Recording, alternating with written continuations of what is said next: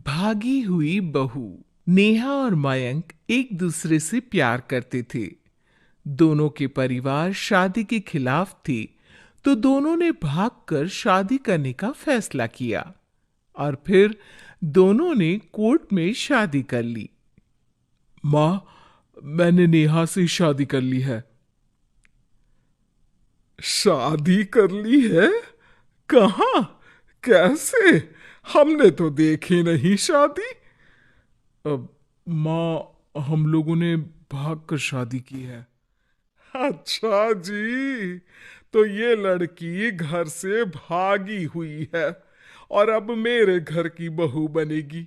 अरे ना जी ना, मैं ऐसी लड़की को कभी अपने घर की बहू ना बनाऊं जो भाग कर शादी करती है। अरे मोहल्ले आस पास सब जगह इज्जत है हमारी। माँ, अगर मैं भागी तो मयंक के लिए भागी ना। और मयंक और मैं स्कूल के समय से प्यार करते हैं, इसमें गलत क्या है? तभी नेहा को ढूंढते उसके मम्मी पापा भी वहां आ जाते हैं। दोनों के गले में वरमाला देखकर नेहा की माँ बोल पड़ती है। हे भगवान, ये क्या हो गया?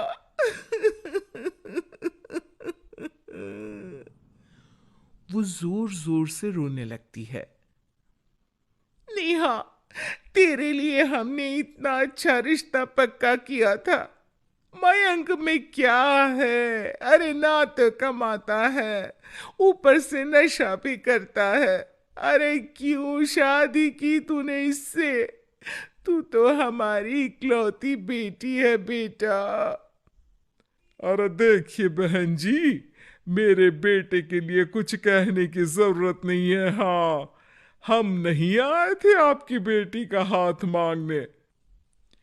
अरे कुछ नहीं करता तो कोई भूखे नहीं मार देंगे आपकी बेटी को। देखिए कितना बड़ा घर है हमारा, और भगवान की दुआ से दूध दही की नदियां बहती हैं। जैसे तैसे कर लोगों के सामने अरेंज्ड मैरिज दिखा घर वाले दोनों की शादी की पार्टी भी दे देते हैं। पार्टी में बुआ सास, अरे भाग कर शादी कर ली थी दोनों ने।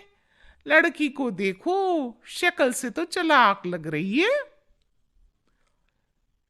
क्या? अरे पर रीटा बहन तो बोल रही थी कि दोनों की अरेंज्ड मैरिज है।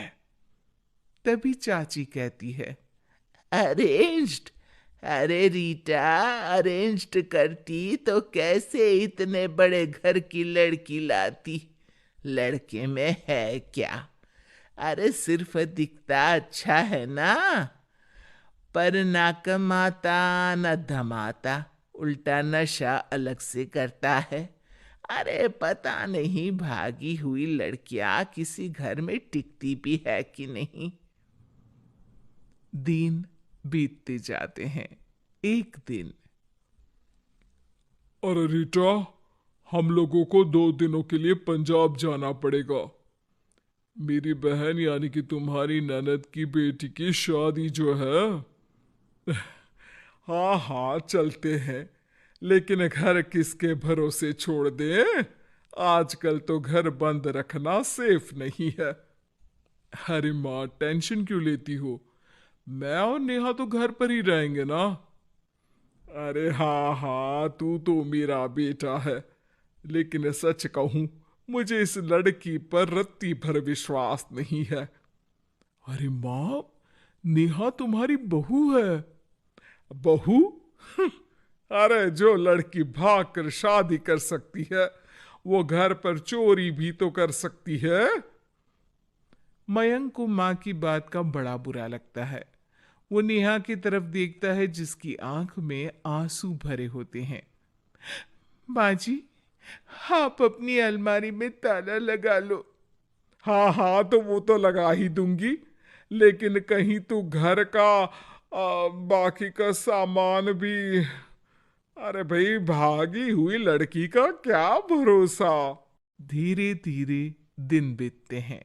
एक दिन नेहा घर के बाहर गार्डन में पेड़ों को पानी दे रही थी। तभी पड़ोस की बहू, अरे नेहा, कैसी हो? बहुत सुना है तुम्हारे बारे में, लेकिन तुम तो दिखती ही नहीं हो। हाँ, वो बस घर का काम करने में समय ही नहीं मिलता। अच्छा अच्छा, शाम को ना मेरे घर आना, बैठकर गप्पे लड़ाएंगे हम। जी जरूर। तभी उस पड़ोसन की सास आ जाती है। अरे बहू, ये किससे बात कर रही है? अरे माँ जी, ये ना शर्मा आंटी की बहू नेहा है, जो मयंक भैया की बीवी है। हाँ हाँ, बस सबको पता है ये कौन है और कैसी है।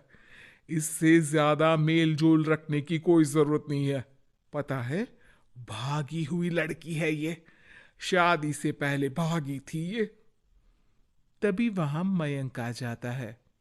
क्या हुआ आंटी जी? अब अरे नहीं नहीं, कुछ नहीं मयंक बेटा। कैसे हो? बड़े हैंडसम लग रहे हो इस टाइम पर भी घर पर। अरे हाँ हाँ, अच्छा मैं भूल गई थी, तुम वैसे कोई काम धाम करते ही नहीं हो ना। अच्छा, ठीक है, चलो फिर मिलते हैं। मयंक नेहा के सामने अपनी और उसकी बेइज्जती सुनकर परेशान हो जाता है। कोई बात नहीं, रहने दीजिए, आप परेशान मत हो, सब ठीक हो जाएगा। एक दिन नेहा की माँ उसके घर आती है। अरे आइए आइए, कैसे आना हुआ? नेहा को लेने आई है क्या? अरे नहीं नहीं बहन जी, अब तो नेहा मयंक की बीवी है, मैं तो उसे करवा चौथ देने आई थी। माँ ने सास और नेहा को सोने का सेट दिया, खाने पीने के ढेर सारे सामान देकर कहती है, बहन जी, मैंने ये सब अपनी बेटी की किसी कामकाजी अच्छे पढ़े लिखे परिवार के लड़के से शादी करने के लिए रखा था, लेकिन नेहा को मयंक पसंद था, तो उसकी शादी अच्छे से नहीं कर पाई। अरे बस बस, हम लोगों को सुनाने की जरूरत नहीं है। मेरे मयंक ने भी अच्छी पढ़ाई लिखाई की है।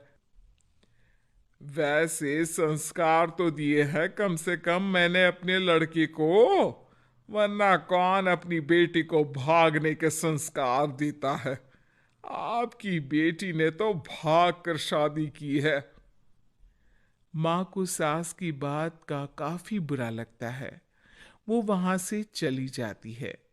नेहा भी माँ का दिया सारा सामान लेकर अपने कमरे में चली जाती है। एक दिन, अरे नेहा, तेरी माँ ने जो मुझे वो बड़े बड़े सोने के जेवर दिए थे ना, वो वापस कर मुझे। उस दिन तो मैंने कुछ कहा नहीं था। जरा ला कर तो दे, मैं अपनी बेटी को दे दूंगी। तभी वहां मयंक हाथ में मिठाई का डिब्बा लेकर आता है। अरे क्या हो गया? तुझ जैसे निठल्लू की नौकरी लग गई क्या? माँ, तुझे अपने बेटे पर विश्वास नहीं, लेकिन नेहा को मुझ पर पूरा विश्वास है, और अब मैं उसे समाज में सम्मान दिलाकर रहूंगा। सारे गहने बेचकर मैंने अपना कारोबार शुरू किया है। अरे वाह वाह वाह वाह, भागी हुई लड़की का भी कोई सम्मान करता है क्या? देखा, बेच दिया ना गहना। शाम को करवा चौथ की पूजा में सारे अड़ोस पड़ोस के साथ कई औरतें पार्क में पूजा कर रही होती है कि नेहा भी वहां आ जाती है। नेहा सज धज कर वहां की सभी महिलाओं में सबसे सुंदर लग रही थी। अरे अरे, तुमने भी व्रत रखा है क्या? किसके लिए? जिसके साथ भाग कर आई हो उसके लिए। तभी वहां मयंक आ जाता है। हाँ, जिसके साथ भागी है उसके लिए। आप लोगों को शर्म आनी चाहिए। एक औरत होकर एक औरत के साथ ऐसी बातें कर रही हैं। अगर नेहा भागी तो मैं भी तो भागा था। फिर अकेली नेहा क्यों जिम्मेदार हो? वो कम से कम आप लोगों से तो लाख गुना अच्छी है। आप लोगों ने एक अच्छे पैसे कमाने वाले इंसान से शादी की, लेकिन मेरी बीवी ने मुझ जैसे लड़के पर विश्वास कर ना सिर्फ मुझसे शादी की, पर मुझे ठीक राह पर भी लेकर आई। तो हां, जितनी नेहा जिम्मेदार है भागी हुई कहलाने को, तो मैं भी भागा हुआ ही हूं, लड़का हूं। तो इसका मतलब ये नहीं कि मैं जो करूं वो ठीक हो। सभी को मयंक की बात समझ में आ जाती है। वो नेहा को गले लगाकर साथ में पूजा करने लगते हैं।